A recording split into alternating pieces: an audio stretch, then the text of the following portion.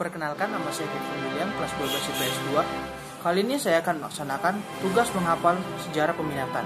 Materi pertama yaitu kronologi perpecahan Uni Soviet. Runtuhnya Uni Soviet dimulai pada saat terjadi kudeta untuk menggulingkan Gorbachev dari pemerintahan. Pada tanggal 19 Agustus 1991, kelompok konservatif di bawah pimpinan Wakil Presiden Gennady Yanayev melancarkan kudeta terhadap Gorbachev, tetapi digagalkan oleh Boris Yeltsin, pemimpin kelompok radikal. Gorbachev selamat dari kudeta, namun harus mengalami kesulitan ekonomi dalam negeri yang semakin parah. Selain itu, kelompok militer mulai terpecah-pecah dan negara-negara bagian semakin banyak yang menuntut kemerdekaan. Pada saat itulah, seperti ada kekosongan pimpinan pusat dan negara berada dalam vacuum of power. Apalagi hal ini kemudian disusul dengan pernyataan pengunduran diri dari Gorbachev sebagai sekjen PKUS dan sekaligus mengeluarkan dekrit pembubaran PKUS pada tanggal 24 Agustus 1991. Sehari sesudah peristiwa itu, Boris Yeltsin mengambil alih kekuasaan, tetapi tindakan Boris Yeltsin ini tidak didukung oleh semua negara bagian di negara Uni Soviet, sehingga negara Latvia, Lituania, Estonia, Georgia, Moldova memisahkan diri dari Uni Soviet pada tanggal 6 September 1991. Dan secara resmi, pembubaran Uni Soviet berlangsung pada tanggal 8 Desember 1991. Negara Uni Soviet runtuh dan terbagi menjadi beberapa negara berdaulat. Dampak dari runtuhnya Uni Soviet terhadap dunia yaitu runtuhnya Uni Soviet menjadi tanda bahwa berakhirnya perang dingin antara blok timur dan blok barat. Lalu, runtuhnya Uni Soviet menjadi tanda kehancuran sistem komunisme di dunia. Materi kedua yaitu kronologi penghapusan politik apartheid. Upaya penghapusan politik apartheid pertama kali dipelopori oleh African National Congress atau ANC yang diketuai oleh Nelson Mandela. ANC melakukan gerakan protes atas adanya undang-undang rasial dan politik apartheid oleh pemerintah Afrika Selatan. Pemerintah kemudian melarang kegiatan ANC, tetapi Mandela melawan dengan menyerang pusat-pusat industri yang mengakibatkan ia ditahan seumur hidup pada tahun 1964. Kasus ini kemudian menjadi perhatian dunia internasional yang menyebabkan Afrika Selatan mengalami embargo ekonomi oleh Amerika Serikat dan negara Eropa lainnya. Kondisi ekonomi Afrika Selatan yang kian memburuk kemudian memaksa Presiden Afrika Selatan yaitu de Klerk untuk merencanakan penghapusan UU rasial dan politik apartheid. Kemudian pada bulan Maret 1992 diadakan referendum yang hasilnya lebih dari setengah pemberi suara memilih untuk menyetujui untuk penghapusan politik apartheid. Lalu hasil referendum itulah yang kemudian mengakhiri politik apartheid. Tetapi pelaksanaannya baru terwujud 2 tahun kemudian setelah diadakan pemilihan umum di seluruh wilayah Afrika Selatan. Sejak saat itu, masyarakat Afrika Selatan mulai melakukan penyetaraan antara masyarakat berkulit putih dengan yang berkulit hitam. Segala hak asasi manusia masyarakat berkulit hitam pun mulai dijamin oleh pemerintah. Sekian hasil dari hafalan saya. Terima kasih. Perkenalkan, nama saya Kevin William, kelas 12 IPS 2. Kali ini saya akan melaksanakan tugas menghafal sejarah peminatan. Materi pertama yaitu kronologi perpecahan Uni Soviet. Runtuhnya Uni Soviet dimulai pada saat terjadi kudeta untuk menggulingkan Gorbachev dari pemerintahan. Pada tanggal 19 Agustus 1991, kelompok konservatif di bawah pimpinan Wakil Presiden Gennady Yanayev melancarkan kudeta terhadap Gorbachev, tetapi digagalkan oleh Boris Yeltsin, pemimpin kelompok radikal. Gorbachev selamat dari kudeta, namun harus mengalami kesulitan ekonomi dalam negeri yang semakin parah. Selain itu, kelompok militer mulai terpecah-pecah dan negara-negara bagian semakin banyak yang menuntut kemerdekaan. Pada saat itulah, seperti ada kekosongan pimpinan pusat dan negara berada dalam vacuum of power. Apalagi, hal ini kemudian disusul dengan pernyataan pengunduran diri dari Gorbachev sebagai sekjen PKUS dan sekaligus mengeluarkan dekret pembubaran PKUS pada tanggal 24 Agustus 1991. Sehari sesudah peristiwa itu, Boris Yeltsin mengambil alih kekuasaan, tetapi tindakan Boris Yeltsin ini tidak didukung oleh semua negara bagian di negara Uni Soviet, sehingga negara Latvia, Lituania, Estonia, Georgia, Moldova memisahkan diri dari Uni Soviet pada tanggal 6 September 1991. Dan secara resmi, pembubaran Uni Soviet berlangsung pada tanggal 8 Desember 1991. Negara Uni Soviet runtuh dan terbagi menjadi beberapa negara berdaulat. Dampak dari runtuhnya Uni Soviet terhadap dunia yaitu runtuhnya Uni Soviet menjadi tanda bahwa berakhirnya perang dingin antara blok timur dan blok barat. Lalu, runtuhnya Uni Soviet menjadi tanda kehancuran sistem komunisme di dunia. Materi kedua yaitu kronologi penghapusan politik apartheid. Upaya penghapusan politik apartheid pertama kali dipelopori oleh African National Congress atau ANC yang diketuai oleh Nelson Mandela. ANC melakukan gerakan protes atas adanya undang-undang rasial dan politik apartheid oleh pemerintah Afrika Selatan. Pemerintah kemudian melarang kegiatan ANC, tetapi Mandela melawan dengan menyerang pusat-pusat industri yang mengakibatkan ia ditahan seumur hidup pada tahun 1964. Kasus ini kemudian menjadi perhatian dunia internasional yang menyebabkan Afrika Selatan mengalami embargo ekonomi oleh Amerika Serikat dan negara Eropa lainnya. Kondisi ekonomi Afrika Selatan yang kian memburuk kemudian memaksa Presiden Afrika Selatan yaitu de Klerk untuk merencanakan penghapusan UU rasial dan politik apartheid. Kemudian pada bulan Maret 1992 diadakan referendum yang hasilnya lebih dari setengah pemberi suara memilih untuk menyetujui untuk penghapusan politik apartheid. Lalu hasil referendum itulah yang kemudian mengakhiri politik apartheid. Tetapi pelaksanaannya baru terwujud 2 tahun kemudian setelah diadakan pemilihan umum di seluruh wilayah Afrika Selatan. Sejak saat itu, masyarakat Afrika Selatan mulai melakukan penyetaraan antara masyarakat berkulit putih dengan yang berkulit hitam.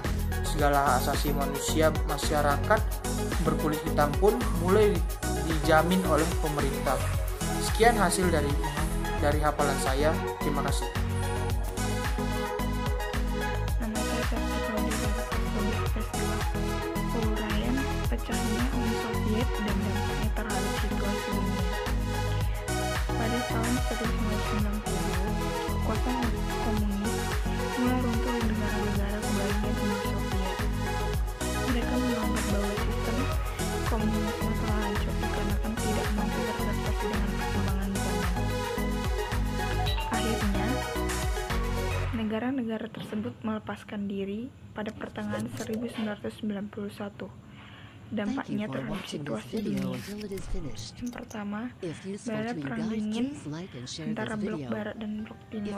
Yang kedua, munculnya negara sebanyak 15 negara baru di Eropa Timur. Yang ketiga, menandai kehancuran sistem komunisme di dunia. Yang keempat, menimbulkan krisis ekonomi di Eropa Timur. Sejarah hapusnya apartheid.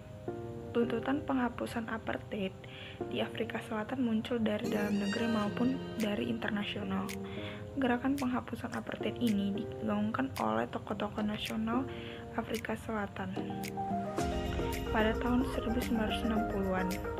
Pada tanggal 21 Februari 1991, di hadapan sidang Parlemen Afrika Selatan, Presiden Frederick Willem de Klerk mengumumkan penghapusan semua ketentuan dan eksistensi sistem politik apartheid. Dampaknya yaitu, yang pertama, munculnya kesetaraan terhadap kulit hitam di seluruh dunia. Yang kedua, menyebabkan paham anti-rasialisme di dunia internasional. Yang ketiga, Afrika Selatan mampu menerapkan pembaruan yang berdasarkan kepada keberagaman dan yang lain-lain. Selamat pagi, perkenalkan nama saya Yolanda Grisha Purba. Saya dari kelas 12 IPS 2. Saya akan menjawab pertanyaan dari Pak Boy, yaitu tugas ujian pada 30 Januari 2020 hari Sabtu. Pertanyaannya, pertama, buatlah uraian secara kronologis pecahnya Uni Soviet dan dampak runtuhnya Uni Soviet terhadap situasi dunia. Pertama-tama, aku akan menjelaskan apa itu penjelasan tentang Uni Soviet.